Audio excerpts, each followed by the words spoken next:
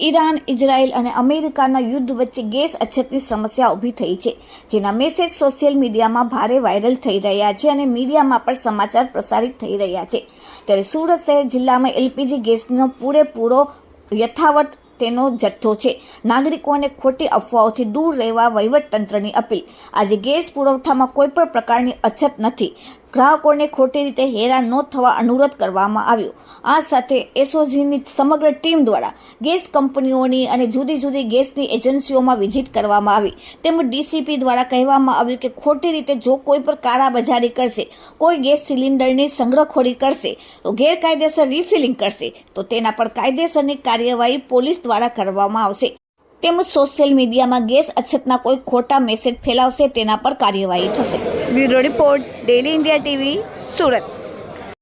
સાહેબ અને એસઓજીની સંયુક્ત ટીમ જે છે, જે અત્યારે ગેસની જે અછત છે એ કૃત્રિમ અછત ઊભી કરનાર લોકો વિરુદ્ધમાં કાર્યવાહી કરવા માટે અમે નીકળ્યા છીએ.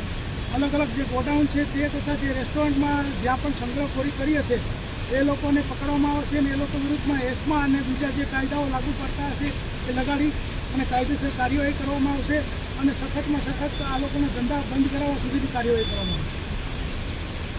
સુરત જિલ્લા અને શહેરમાં એલપીજી સિલિન્ડરની કોઈ અછત ન સર્જાય એના ભાગરૂપે પુરવઠા વિભાગ અને એસઓજી દ્વારા સંયુક્ત તપાસ હાથ ધરવામાં આવી છે.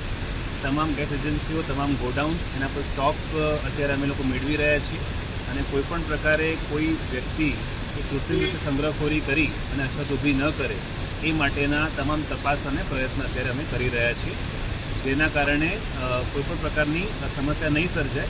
અને તમામ ગ્રાહકોને અને મિત્રોને અપીલ છે કે આપ કોઈપણ સંજોગોમાં પેનિક બાઇંગ ન કરતા. સુરત જિલ્લામાં અત્યારે પૂરતા પ્રમાણમાં આપણી પાસે સ્ટોક અવેલેબલ છે અને તમને બધાને અમે સર્વ કરવા માટે અમે સક્ષમ છીએ. Thank you.